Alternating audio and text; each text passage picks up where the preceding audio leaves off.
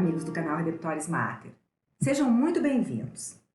Hoje, na nossa série Gotas Bíblicas, queremos falar sobre as parábolas e suas mensagens. Jesus falava muito através de parábolas e o esforço pela correta compreensão delas atravessa toda a história da igreja. No judaísmo, a palavra hebraica mazal, que significa parábola ou enigma, envolve muitos gêneros diferentes. A própria parábola, comparações, a alegoria, a fábula, o símbolo, o exemplo ou modelo, a desculpa, a objeção, a história. Cada parábola, portanto, tem o seu próprio contexto e a sua respectiva afirmação. É certo que muitas vezes as parábolas de Jesus se dirigem a uma mensagem a respeito do fim dos tempos, mas não se resumem a isto. Talvez o tema mais profundo da pregação de Jesus seja o seu próprio mistério, o mistério do Filho, no qual Deus está entre nós e cumpre as suas promessas. Jesus anuncia que o reino de Deus está para chegar e que vem na sua pessoa. O reino de Deus se realiza na sua vinda e também há de vir quando ele voltar. Podemos conceber as parábolas, então, como convites escondidos para a fé em Jesus. Jesus como o reino de Deus em pessoa.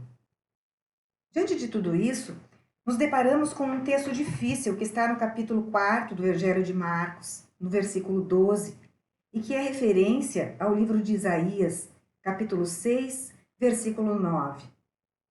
Os três evangelhos sinóticos, de alguma maneira, referem essa passagem. Marcos diz o seguinte: a vós, isto é, ao círculo dos discípulos, ofereceu Deus o mistério do reino de Deus, mas aos outros que estão fora é tudo dado em enigmas, de modo que, como está escrito, vejam e no entanto não vejam, ouçam e no entanto não compreendam, não aconteça que se convertam e que Deus lhes perdoe. O que isso significa? Será que as parábolas não querem abrir, mas sim fechar o sentido de tudo? Jesus, com esta palavra, em primeiro lugar, se coloca na linha dos profetas. O seu destino é o destino dos profetas. Em Isaías, inclusive, a palavra é mais severa e assustadora do que o resumo citado por Jesus.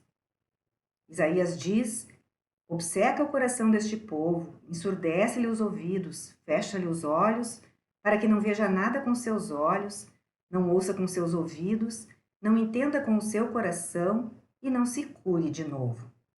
O profeta fracassa.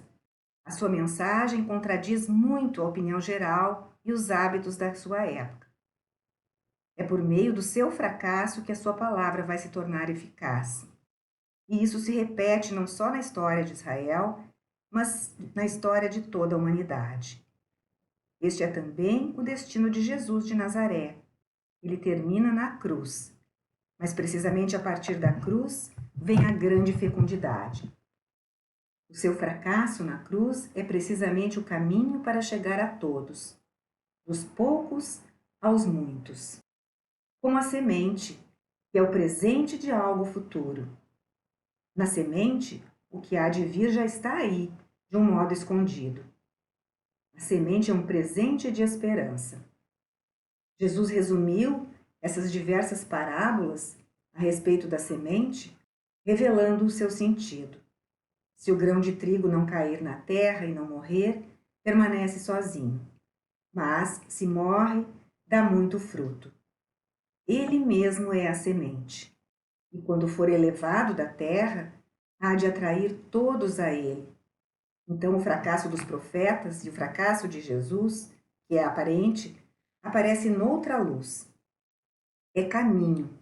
É o modo como agora todos os olhos e todos os ouvidos serão abertos. Na cruz, as palavras serão decifradas. Nos seus discursos de despedida, o Senhor disse: eu vos disse isso em parábolas. Chega a hora na qual já não vos falarei de um modo velado, mas sim, abertamente, vos anunciarei o Pai. Portanto, de uma maneira camuflada, as parábolas falam do mistério da cruz. Nelas, Jesus não é apenas o semeador, que espalha a semente da palavra de Deus, mas também é a semente que cai na terra para morrer e assim produzir frutos. Desse modo, o esclarecimento de Jesus sobre o sentido das suas parábolas, quando fala com os discípulos, na parábola do semeador, nos conduz para o seu sentido mais profundo. Há uma mensagem interiormente interligada em todas essas parábolas. Ele quer mostrar como alguma coisa transparece numa realidade que pertence ao campo de experiência daqueles que o ouvem e de que até então eles não se tinham apercebido. Por meio da parábola, Jesus aproxima dos ouvintes algo que estava longe deles. A parábola é uma ponte. Há um movimento duplo. Ela traz o que está longe para a proximidade dos ouvintes. E o ouvinte, ele mesmo, é posto a caminho. É convidado a se confiar à dinâmica da palavra, a aprender e a compreender o que até agora lhe era desconhecido.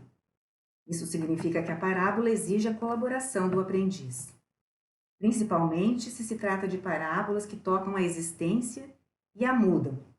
Nelas, a falta de vontade de se deixar entrar no movimento exigido repercute fortemente para o seu não entendimento. Jesus não quer transmitir conhecimentos abstratos que não nos toquem. Ele quer nos conduzir ao mistério de Deus. Ele quer tornar transparente a luz divina nas coisas deste mundo. Mostra Deus, não um Deus abstrato, mas o Deus que age, que entra em nossa vida e quer nos tomar pela mão. Pelas coisas do dia a dia, ele nos mostra quem nós somos e o que devemos fazer. E convida. Se Deus está a caminho para ir ter contigo, crê e te deixa conduzir pela fé. Quando acreditar nele, em Jesus, como Deus, e viver de acordo com isso parece totalmente impossível de exigir, as parábolas conduzem ao não saber e ao não compreender de Isaías, a dureza do coração. Porque o conhecimento de Deus neste mundo reclama o homem todo. Não é possível sem o dom do amor de Deus tornando-se visível. Mas o presente quer ser aceito. Nesse sentido, nas parábolas aparece a essência da mensagem de Jesus.